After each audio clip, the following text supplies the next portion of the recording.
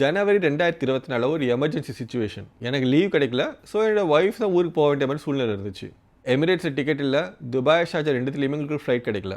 Luckily ஏர் இண்டியாவில் ticket இருந்துச்சு. ஆனால் என் wife வேணான்னு சொல்லிட்டா. கடைசியில் அவள் போனது இல்லை தெரியுமா? அபுதாபி போய் எட்டிஹாட் ஏர்வேஸில் போனான். வீட்டில் இருந்து 8 கிலோமீட்டர் தூரத்தில் இருக்கிற டெர்மினல் 2 போனாலே ஏர் இண்டியாவில் போயிருக்கலாம்.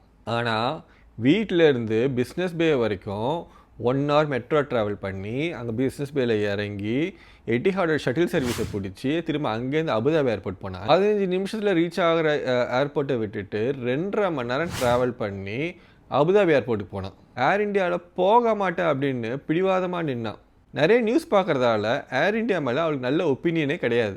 எனக்கு கூட ரொம்ப கடுப்பாக இருந்துச்சு. இவன்னா ரொம்ப ஓவராக பண்ணுற அப்படின்னு தான் தோணுச்சு. ஆனால் அப்போ புரியல, இப்போ புரியுது. இனிமேல் அவளே கூப்பிட்டாலும் நான் ஏர் இண்டியாவில் போகவே மாட்டேன்.